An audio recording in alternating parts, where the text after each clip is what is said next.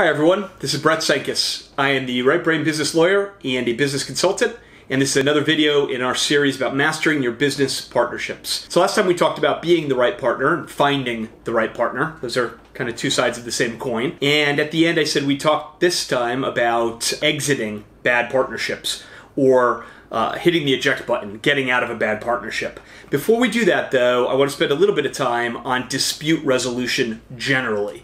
So exit clauses will be a future video. Today we're going to talk about dispute resolution. If you read any commercial business contract, there's a section towards the back, what we call boilerplate, that talks about how you resolve a dispute. And the things you'll see in there typically are what court, what home state or county's courts govern. In other words, if the parties get into a dispute, where will they go file a lawsuit? Where do they have to file a lawsuit? We'll also cover what will be the governing law under which the contract will be interpreted. Those are part of dispute resolution. We'll get to those in a minute, but I want to talk about things that should be in partnership agreements around dispute resolution, because you need a lot more than what court is going to hear this case and what law will they apply. You want to head things off well before they get to that point. Litigation is a famous lose, lose, lose. People think only the lawyers make money. Even the lawyers end up frustrated sometimes at just how difficult the process it can be and how expensive and time-consuming and not equitable. So well before you ever end up in a court of law, you want to have dispute resolution mechanisms in your partnership agreement to fend off having to go litigate or go to court.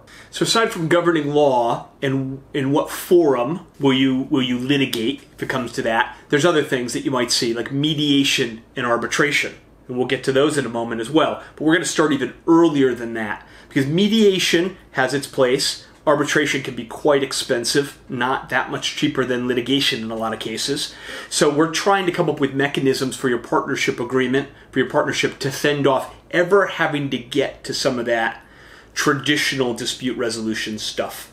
So it's funny, they call mediation arbitration alternative dispute resolution, because 20 years ago when they came on the scene, they were the alternative to litigation. But I think of them as traditional, all of those things: mediation, arbitration, litigation. We're talking here about much more ad hoc, fluid, less expensive, less time-consuming mechanisms to resolve and fend off disputes. Okay, so number one, they're saying that the best defense is a good offense. You want to build in mechanisms to communicate with your partner, right? You want to force meetings. You want to force monthly, at the very least quarterly meetings, where you and your partners sit down outside of the office preferably, but no matter where it is, there's intentional time set aside to talk about how things are going, to talk about the results in the company, to talk about how the partnership is going. Is it meeting everyone's needs? This isn't time to get together. It's not your staff meeting,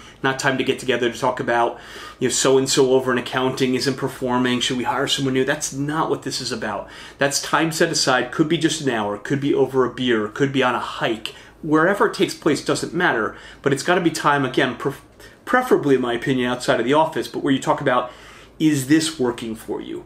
How's it going? Is it meeting your needs? So that time, building that in to your agreement, to have set meetings like that, is really, really important to keep up communication. If one partner is in charge of the finances, that partner should be delivering to the other partners reports, monthly reports. Here's what's going on. Each partner, if you're not in charge of finance, you're in charge of something probably. Usually founders and partners kind of have an area of responsibility, so to report back about how things are going in their department. So feeding information to the other partners is an important part of communication, is spreading information, being on the same page about what's going on. So beyond that, let's say that you're doing all the things to proactively provide information and meet and talk about issues. Let's say a dispute pops up anyway. So well before we get to mediation and arbitration and litigation, a couple things that you can consider building into your partnership agreement. One is a formal resolution meeting. This is really simple. You build in a little paragraph in the partnership agreement that says, if a dispute arises under this agreement, or something related to our relationship together as members, shareholders, partners, whatever your term, one party will issue to the others a formal notice of dispute. So actually send a letter pursuant to the notice provision in the contract, to say, we've got an issue. Now, the reason for that is to be very intentional and formal and set things in motion. Sometimes, no matter how much you think you're communicating to someone, if you don't kind of jump through that sort of a hoop, they may not understand they have a serious issue on their hands. They may think, oh, yeah, we'll get to that, no big deal, not sort of hearing the message. When you send a formal notice of dispute, if that's what the contract calls for, you step things up. The formal resolution meeting is a meeting where just the parties to the dispute meet and talk about the issue and try and come up with a resolution. There's no forced resolution, there's no mediator, there's no judge or arbitrator. It's just, now we're getting serious, now we need to figure something out. Can we do that together? If that doesn't work, then you kind of go to the next step in the resolution mechanisms, dispute resolution mechanisms. So one that doesn't work real well for very large companies but works great for smaller businesses is neutral arbiter. So what that is a provision that says, if we run into a dispute, if we have a dispute together, instead of going to litigation, we'll engage so-and-so. And it's usually a trusted, neutral third party. It can be a friend, a business person, a mentor. It's usually not lawyers and other professionals, because we feel like not wanting to be in the middle of that, particularly if I'm representing the company. I don't want to be in something where I could be perceived as having to decide for one person or the other, but you get the point. And so there's different ways to draft the provision, but it basically says, look, we'll contact the neutral arbiter, tell him or her that we have a problem. We'll each write our version of what's going on. They'll interview to the extent they need to each of us. They'll spend a little bit of time. You can even build in that they can hire their own counsel for, up to a couple $1,000s. You want it to be simple, you want it to be inexpensive, but you want it to be effective.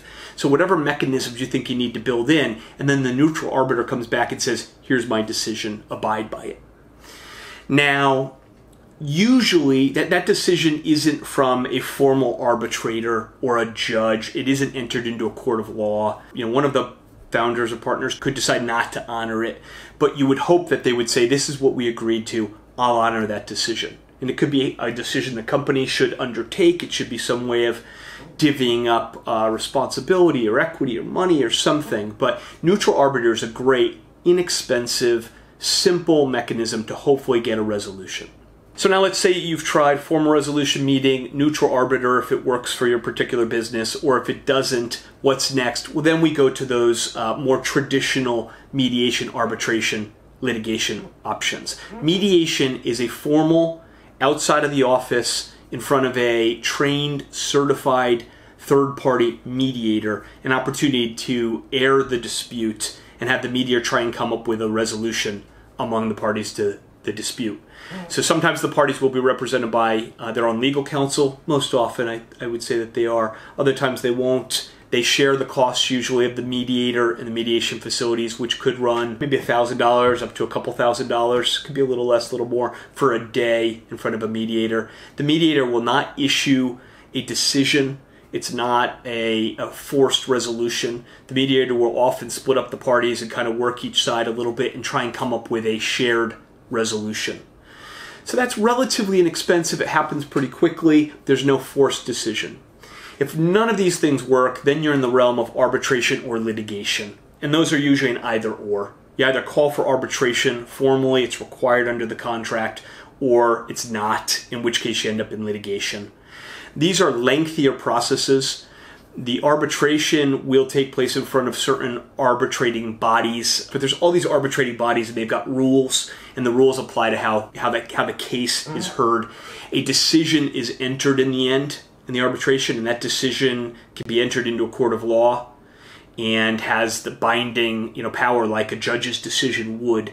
Arbitration started as an alternative to litigation. It was supposed to be cheaper and quicker. It's not in a lot of cases. Under simple rules, it can be. Under complex rules, like at AAA, it can be very expensive. A company I was general counsel for went through one where we spent $6 million in arbitration fees. You're paying the judge, the arbitrators on day one. Each side is paying the arbitrators. If you've got a 3-arbitrator tribunal, it can get very, very expensive quickly. So those things, you understand why I'm saying these other options, formal resolution, neutral arbiter, mediation are much stronger, they're quicker, they're less expensive. But in the end, if you're not able to come up with a resolution through one of those others, a resolution so that the parties honor, then you've got to go to these other options.